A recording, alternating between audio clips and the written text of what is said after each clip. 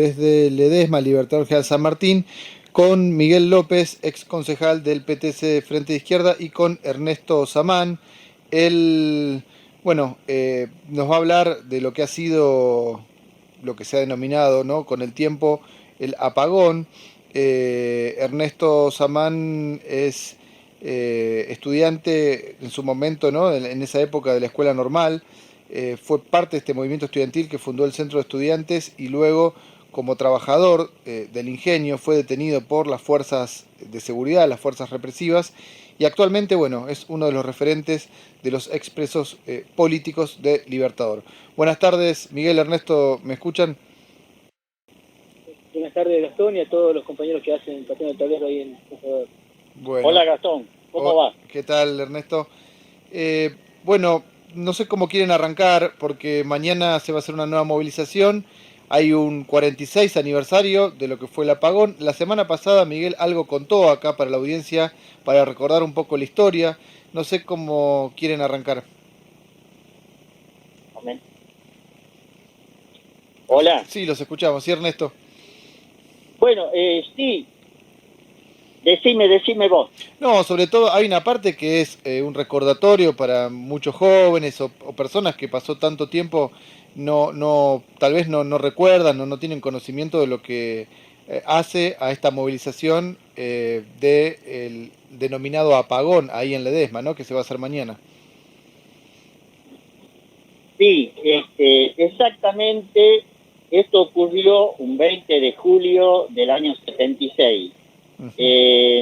Uno lo tiene que decir así porque por ahí hubo muchas derivaciones, inclusive se describieron y se escribieron libros con muchos errores, porque la marcha, acá nosotros la respetamos, siempre hacemos en esa semana del 20 de julio, lo hacemos siempre los días jueves, respetando a los que alguna vez iniciaron esta marcha, que es a las madres de este lugar. Claro. Junto con algunos familiares que por supuesto acompañaron, esposas, hijos. Entonces, nosotros siempre lo hacemos los días jueves.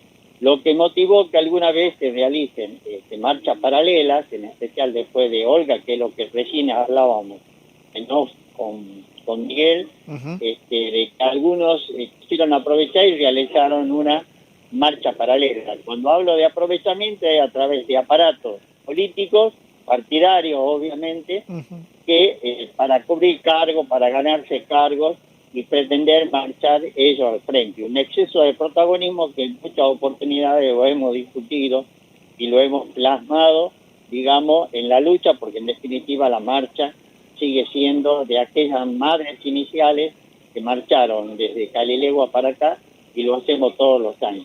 Y en este sentido, por eso, hemos tenido muchos problemas, muchas separaciones, que nos separó la política partidaria, nos separó hasta la religión, y que quién era más protagonista, los expresos, las madres, los familiares, y eso nos motivó muchas separaciones muy indignas de lo que tiene que ver con lo que fue tradicionalmente, fue nuestra marcha inclusiva, acompañado siempre con madres fundadoras.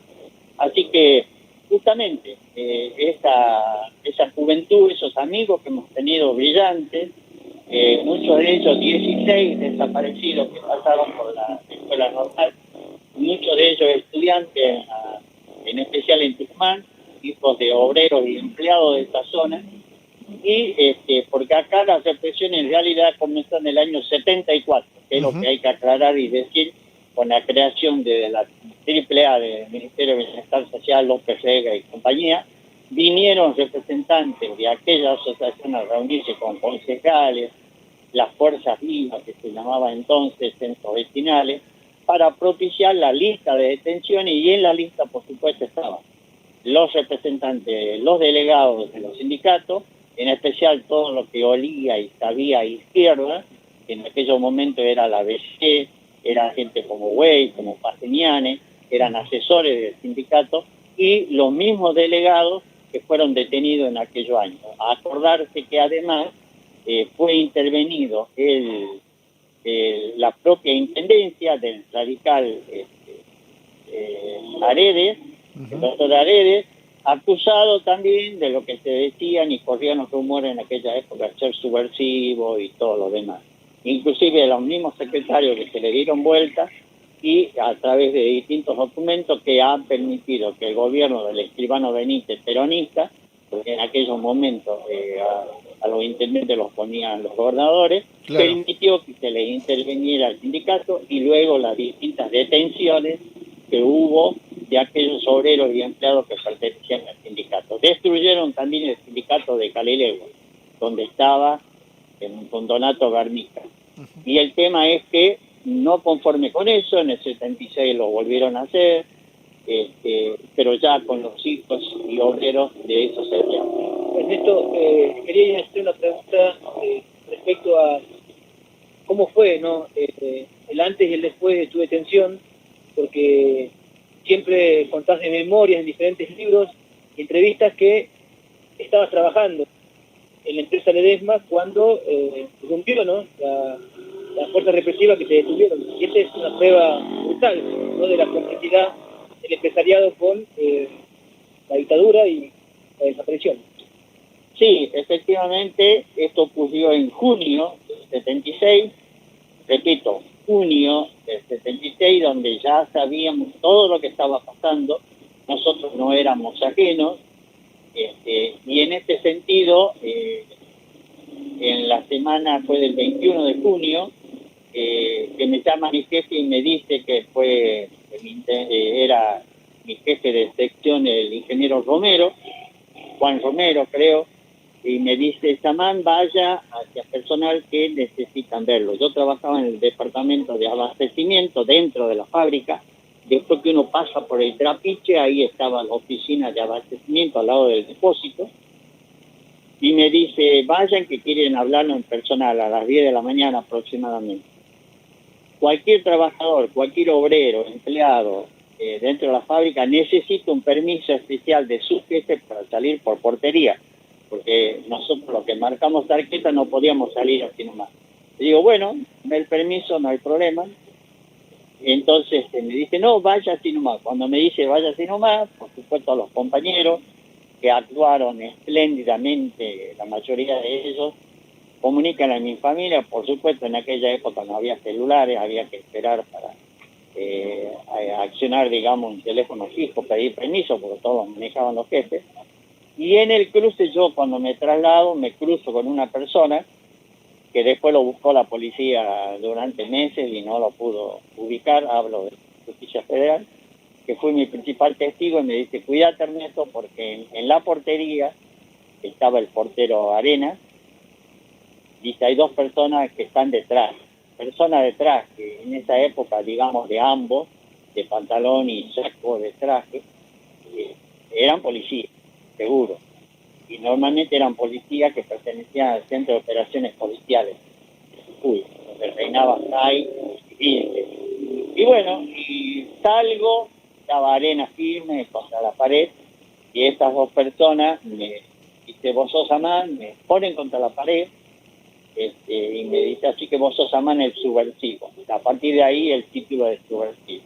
Me palpan, me sacan de ahí, me suben a un Chevrolet sin patente con chofer, en el asiento de atrás, en el medio, entre esas dos personas. Y inician todo un raíz, digamos, delictivo, porque con la teoría del allanamiento, ingresaron a mi casa donde yo vivía con los abuelos, a la casa de mi madre, donde fundamentalmente robaban objetos de valor, como medallitas, relojes, plata, se encontraban. Y bueno, no encontraron nada, pero aún así me mantienen. Y todo esto dura más o menos aproximadamente algo más de 2 horas. Tal es así que yo, al pasar el paso a nivel del barrio Ledesma, uno de mis compañeros, que tenía un 128, con los compañeros mismos del departamento de abastecimiento, de la sección fichaje, me ven y me siguen. Este muchacho vivía en San Pedro de Jujuy, lamentablemente ya fallecido, que yo lo busqué como testigo, pero ya había muerto. Me siguieron a una determinada distancia a la altura de Palo Blanco, que es una curva, que también hay otro paso a nivel con vía, Yo alcanzo a darme cuenta y miro para atrás y trato de hacerle una seña con la cabeza porque ya tenía las manos atadas atrás y diga que se dieron cuenta y retrocedieron, ellos también, los que me llevaban, dijeron, ¿qué está haciendo seña vos? Y se dieron cuenta y bueno, como tenían apuro por llevarme, lo dejaron ir. Esta gente avisó a dónde me llevaban, después yo no sabía que a cierta distancia se mantenían, digo cierta distancia, eran varios kilómetros, y vieron que me depositaron en la regional de San Pedro de Jujuy. Allí se ve después que se fueron en una celda, no me podía ni sentar, estaba llena de agua. Se fueron a comer y a las 2 de la tarde volvieron y me llevaron a la central de policía que funcionaba como centro de operaciones policiales. Bueno, ahí estuve un total de una semana donde me entrevista el capitán Jones Tamayo, que yo después lo identifico porque no sabía quién era, sí que tenía un uniforme del ejército. Y bueno, terrible porque la tortura y todas las preguntas acerca de lo que yo había hecho y sabía de algo y me mostraban fotos y reconocía a alguien que tenía actividad como estudiante en el año 74 en San Miguel de Tucumán. Tuvimos una semana, por eso yo lo tengo todo documentado, donde después me dieron una constancia, me tuvo que venir a buscar mi familiar y volví a mi trabajo. Esto ocurrió en junio del 76, hasta que viene la noche del apagón, que efectivamente fue el 20, donde fue un desfile, porque yo lo presencié ese día, el cumpleaños de mi madre, y estuve festejando con ella en su casa, y a media cuadra vi el desfile de, primero el apagón, recurrimos a una lámpara de querosén que tenía mi mamá, y bueno, comiendo unas pizzas ahí, y cuando vimos todo el procedimiento de vehículos militares, policiales, entonces digo, acá algo pasa, y mi mamá me hizo dormir ahí, no volví yo a la casa donde vivía, pero sí al otro día, antes de salir a trabajar, ya los abuelos me habían dicho que Ernesto lo han venido a buscar de nuevo, allanaron de nuevo, rompieron todo y se tiene que presentar. A 3 cuadras vivía un tío mío, lo recurrí a él, me presenté a la comisaría, a la seccional 24, frente a la escuela 261. Me dijeron que el allanamiento había sido negativo, que fue un error. Entonces yo le mostraba la constancia de que ya me habían detenido antes, me habían preguntado todas las cosas y en teoría estaba libre. Me dice, no, todo se tiene que hacer, se tiene que presentar en la 12, en la seccional del Ingenio, al lado de Gendarmería, y ahí le van a explicar. Así lo hice y desde ahí quedé detenido, y a partir de las 2 de la tarde detenido, desaparecido, porque me llevaron de nuevo a la central de policía y al otro día a Guerrero, el mayor centro de destino clandestino que pertenecía al obispado Jujuy. Bien. Así que el relato sigue, pero no sé si quieren preguntarme algo puntualmente, porque después de ahí yo tuve 13 días donde cuchicheando siempre, atado la mano atrás, vendado y numerados.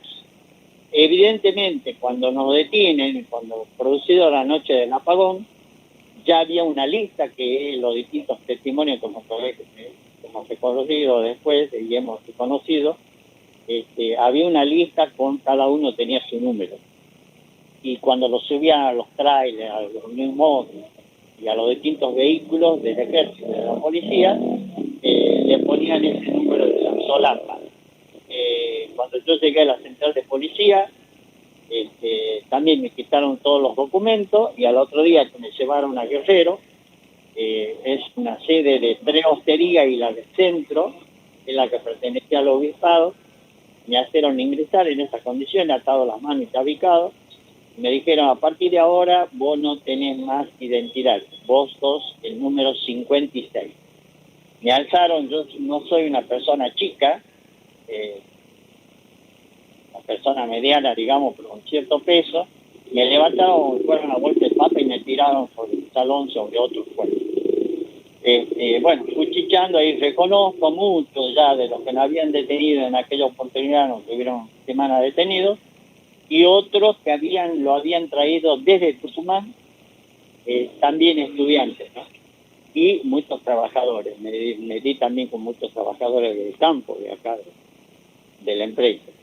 Y bueno, fue terrible porque en determinados momentos yo le reconozco la voz hasta el mismo obispo que pasó por ahí, que daba las últimas bendiciones, y y también la de Dilte y la de Jai, porque yo ya había estado esta semana en la central de policía y sabía quién era.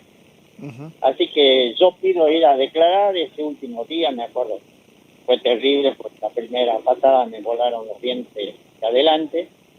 Y bueno, teóricamente nos tomaron testimonio y siempre era referido a que si yo era guerrillero y qué es lo que hacía en su comando. Claro. Después de eso, bueno, hubo que aguantar y también en ese día, en esa tarde-noche, nos sacan de ahí, nos llaman por los números. Yo escuché hasta 208 ahí, pero no escuché otro número más alto en ese salón porque había dos salones llenos de gente. Y de ahí me llevan a la central de policía de nuevo. Yo figuré, nos sacan fotos y nos toman las huellas dactilares que figuraban en nuestro legajo personal por mucho tiempo. Esto duró hasta el año 85, cuando nosotros después declaramos en la CONADET y todo lo demás, y me di con esa foto. Cuando nos sacan la venda, a algunos se le veía el hueso. Todavía tenemos las huellas, nosotros que acá Miguel me la está observando, sobre el tabique nasal, de cómo nos apretaban tanto las vendas o los trapos sucios que nos ponían.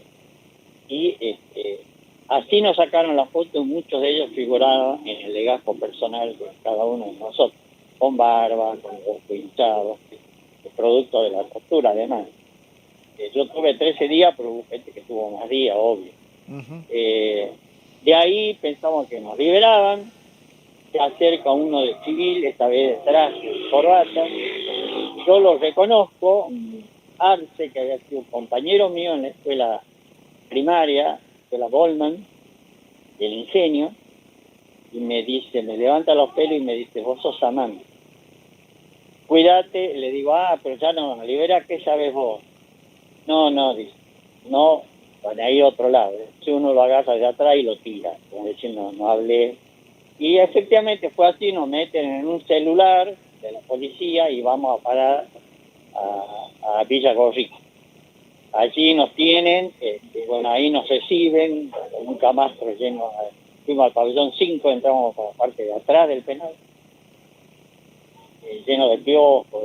Y bueno, y ahí estábamos, cuando nos dimos cuenta, eran pabellones bien cerrados, había un espacio en el medio y vemos en la celda de frente que estaba don Obdulio Cárdenas, un dirigente gremial, que tenía el cartel que decía subversivo. Entonces yo le señalo, hacia cierta distancia, aproximadamente 5 o 6 metros, y yo también la tenés, el cartel de subversivo. Ujú. Entonces, en definitiva, ahí estuvimos hasta que nos dieron el hecho de llegar a la policía era que estábamos blanqueados, es decir, al penal.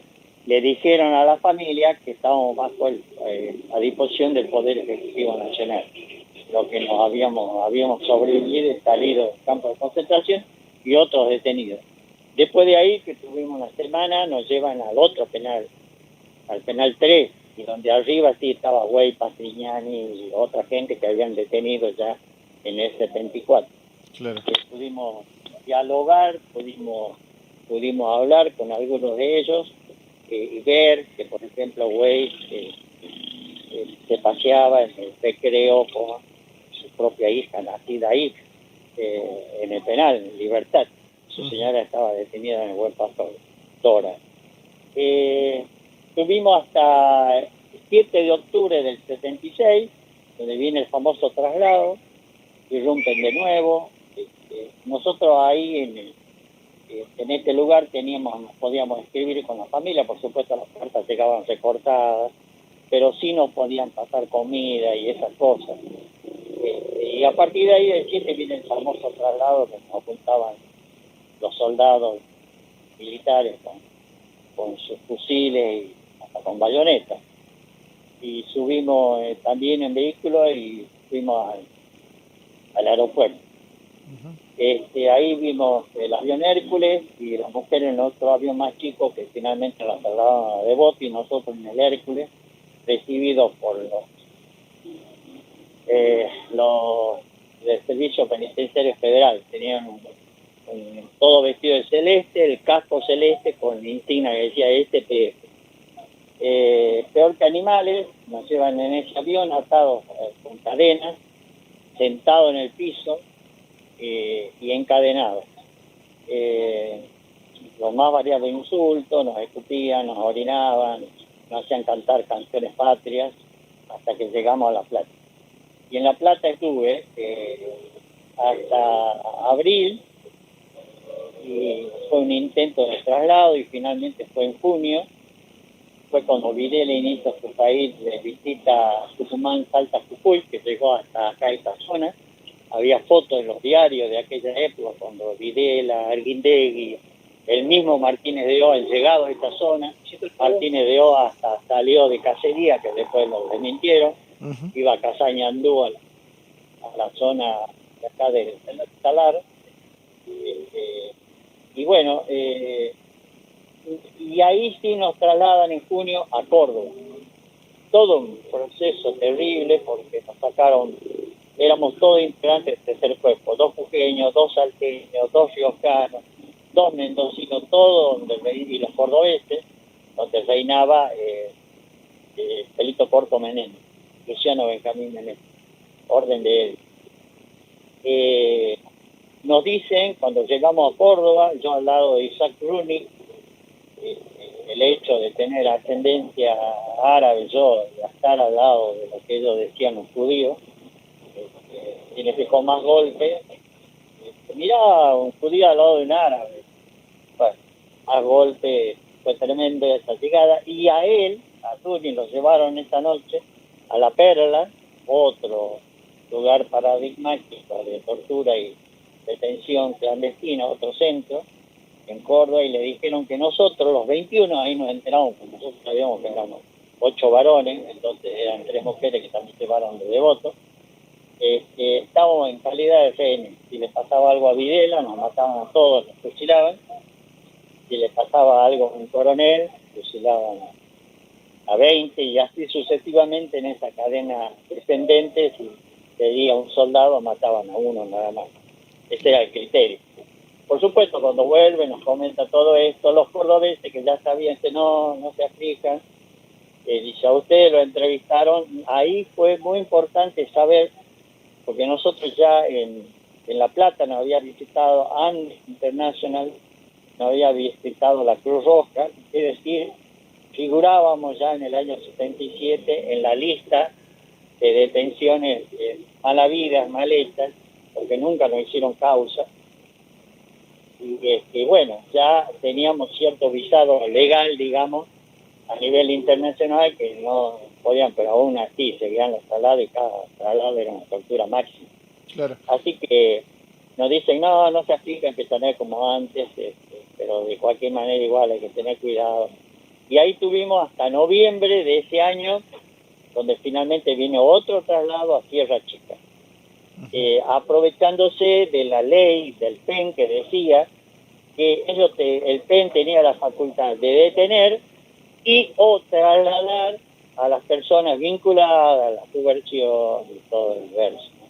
Entonces ellos podían trasladar, y a la familia, ¿qué le decían? Porque cuando estuvimos en Córdoba no teníamos régimen de visita, la gente no sabía dónde estaba y solamente la única respuesta de las autoridades eran por cuestiones de seguridad. Todo eso tuvimos que pasar, sufrir, y no solo nosotros, porque nosotros poníamos el cuerpo, pero la familia tenía que soportar todo esto a la distancia, la inseguridad, el tema otra vez de volver a ser desaparecido aún siendo blanqueado inicialmente. Claro. Entonces había que soportar, aguantar. Muchos compañeros que no soportaron, ya tenían sus años, pero bueno, muchos se enfermaron gravemente ahí y tuvimos que levantarlo nosotros mismos porque no tenemos demasiada asistencia médica y con todo lo que implica eso. Sí. ¿Por qué entienden que que el poder militar de la dictadura y el poder económico de la región llevó a cabo estas detenciones ilegales y lo que fueron los apagones, ¿no? El terror de modo tan virulento contra el activismo sindical, estudiantil, la dirigencia estudiantil y sindical, y en un sentido también sembrando temor en la población. Y aún sigue imperando. El mejor triunfo de la dictadura es el miedo, que no se ha desterrado todavía. Ningún golpe de 1930, aún conservamos la primera avenida del barrio Ledesma, que se llama José Félix Uriburu, el primer dictador que tuvo la República Argentina. Desde el primer golpe sabíamos que gente de la sociedad rural argentina, los grandes empresarios, los terratenientes, también participaron de ese golpe, enfrentado en aquella oportunidad a Irigoyen, que había corrido a la Standard Oil, y que había tenido conflictos con Swift, con los frigoríficos, siempre tocando grupos de poder. Ya le producía el creador de IPF, que después vino las imitaciones en otras regiones de Latinoamérica, y eso fue el gran golpe que le dieron, por eso que fue. Entonces, siempre las dictaduras fueron militares, eclesiásticas y también civiles, obviamente con este poder. Por supuesto que nosotros sabemos perfectamente de que había un sindicalismo muy fuerte en la zona, como fue en distintas regiones, fundamentalmente en Córdoba, con la corriente clasista y con la corriente clasista sindical, en la figura de mucha gente. Entonces, sabíamos que, por eso que las primeras detenciones del 74 es contra ese sindicalismo fuerte de izquierda, fuerte. Bajo el gobierno de Isabel Martínez Perón. Exactamente, con la creación de la AAA. Y eso es lo que molestó a mucha gente cuando nosotros hablamos de esto, que no, cómo es posible que le moleste a un gran sector del peronismo cuando uno hable de esto, porque lo han hecho en pleno proceso democrático y peronista.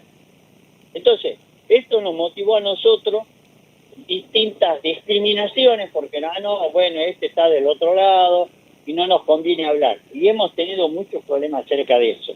Por supuesto, también, aparte de ese sindicalismo fuerte que había, con el tiempo descubrimos representar una de las pruebas más emblemáticas y muy buenas, pertenecientes al sindicato de obreros y empleados del ingenio, que fue el libro de actas, donde ahí figuraban por qué se hacían los paros, por qué eran la falta de herramientas, la falta de elementos de salud, la falta de protección, la falta de machetes, por ejemplo, en la zona del campo, cómo vivían, el grado de degradación que vivían en los campamentos, en especial a la gente de los distintos lotes, como en el Talar, que tenemos compañeros que estuvo detenidos que pertenecían a esa zona. Es decir, perfectamente explicado por qué se hacían. Entonces, pero por supuesto, para la justicia, que como decían los abogados de ellos, no eran simplemente el libro de acta una expresión de distintas peleas internas que había, y así lo interpretó la famosa Cámara de Casación Penal número 4, que después también la tuvo que sufrir este gobierno, el gobierno de la Cristina, que actuaron también en consecuencia en contra de esto. Los mismos jueces que dijeron sí, tuvieron participación, prestaron combustible, prestaron vehículos, pero no tenían nada que ver. Para nosotros es muy claro, pero lamentablemente han cooptado también la justicia y sabemos que todo se lo hace a través del dinero, a través de ese poder. Por eso tienen el poder concentrado, económico, social y también político en la región. Bien. Y Miguel, por supuesto, sí. También pasaba en las escuelas, ¿no? Con los centros de estudiantes, que había un gran compromiso de ese estudiante buscando revitalizar sus propios derechos, a tener opinión, a opinar, cuál era el currículum, cuál era la discusión acerca de lo que se tenía que dar, y no poner, por ejemplo, como profesor de historia, al famoso sacerdote español Aurelio Martínez, que odiaba la historia argentina. Fue mi profesor, por eso lo digo. Claro, me imagino. Ernesto y Miguel, la verdad que da para muy largo esto. creo que está haciendo un esfuerzo, Ernesto, en resumir un montón de cosas. Me parece que vamos a tener que seguir el otro miércoles desarrollando algunos aspectos. Yo, para tirarles la última pregunta, o por lo menos lo que me gustaría que diga, qué opina Ernesto sobre esta nueva avanzada que se ha hecho sobre las organizaciones sociales. Ayer movilizamos acá en la capital, también entiendo hubo movilización ahí en Libertador y otros puntos de la provincia por los allanamientos y causa de asociación ilícita que se le trata de imputar a las organizaciones. ¿Qué opinión te merece esto en días incluso de un nuevo aniversario de lo que fue el apagón? Sí, justamente nosotros estamos viviendo muy de cerca todos estos atropellos, toda esta impunidad que siempre han tenido los partidos gobernantes, porque son los aparatos políticos que se han acomodado. No hay una explicación adecuada acerca de cómo ricos empresarios se han convertido de pronto en políticos, sin ningún antecedente, solamente para hacer negocios, han llegado para hacer negocios con la cuestión pública. Y en este sentido actúan, copan la justicia, todo lo que les molesta lo siguen interviniendo aún en democracia, no son absolutamente democráticos. Si usted ve el listado de diputados de los últimos años, son los mismos de siempre. ¿Qué han conseguido para la gente? Nada. Tenemos que soportar que haya un gobernador que gaste en cada viaje $20.000 en combustible para hacer su campaña política. Tenemos que soportar que todo el que no esté de acuerdo con él, por ejemplo, lo corra, le pida la renuncia y pone la gente que ellos quieren. Lo mismo que hizo Macri, lo está haciendo acá el gobernador. Y esto sigue siendo un atropello. El tema es unirnos, el tema es poder salir y resistir todos juntos para que no nos sigan avasallando más todos los derechos que hemos conquistado por años. Muy bien. Bueno, Ernesto, un gusto hablar con vos, con Miguel también, como todos los miércoles. ¿Y les parece si el otro miércoles retomamos algunas cosas que creo que han quedado pendientes de la historia y también del presente de esta causa, también de lesa humanidad que se sigue sobre uno de los principales responsables de ese apagón, que fue el titular en ese entonces y hoy está detrás de escena, pero sigue siendo que es Carlos Pedro Blaquier, ¿no? Si les parece, seguimos el otro miércoles. Sí, no hay ningún problema. Nosotros también hemos tenido que ser muy cuidadosos porque primero acá en esta zona se hicieron los abrazos solidarios ya en el 2011. Produjeron las famosas fake news, que nosotros después de años nos enteramos que eran fake news. Después la persecución, y cada vez que nosotros hablamos, si nosotros presentábamos 2 testigos, ellos presentaban 4, si presentábamos 10, ellos presentaban 30, todo por supuesto manejado a través del dinero. Claro. Hubo gente que se vendió, hubo la misma gente que estuvo detenida al lado nuestro, trabajó para ellos, declararon en contra nuestra. Así que a partir de ahí hemos tenido que ser muy cuidadosos, hablar en potencial, cuando nosotros siempre hemos sido directos, claro, siguiendo la línea podadora, asociación de presos, Capuma en esta zona, que era gente más joven que siempre nos acompañó, la gente de izquierda, que siempre estuvieron con nosotros. Pero bueno, el tema es estar unidos para ser más fuertes, porque separados siempre nos han dividido y no han podido inclusive llevar. Yo todavía tengo cuestiones de la justicia particulares desde el 2012 que no lo han podido solucionar nadie y nada. Todavía seguimos en juicio algunos de nosotros. Muy bien. Muchas gracias. No, a vos, Ernesto. La marcha se va a dar el día mañana, jueves. Sí. Desde las 15 horas parte la marcha. Primero el acto en la escuela normal, ¿no? De Caidegua, y a la mañana, a las 9 de la mañana, el acto de los ex detenidos, estudiantes de la escuela normal, hacen un acto conmemorativo a los compañeros detenidos desaparecidos. Muy bien. Con familiares y expresos políticos del Libertador. Luego la marcha desde Caidegua al Libertador, las 15 horas en adelante, parte esa marcha.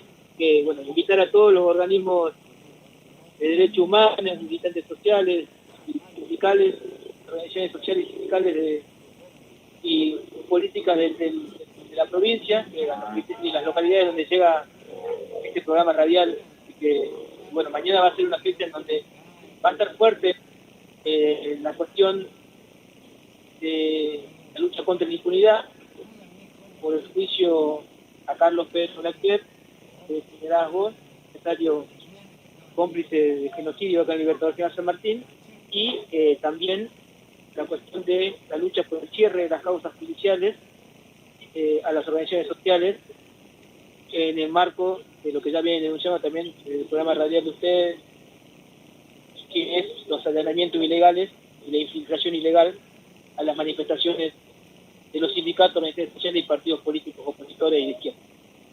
Bien, buenísimo. Entonces mañana a la mañana está ese acto en la Escuela Normal, ahí en Libertador, y por la tarde la movilización en exigencia de justicia a 46 años del apagón.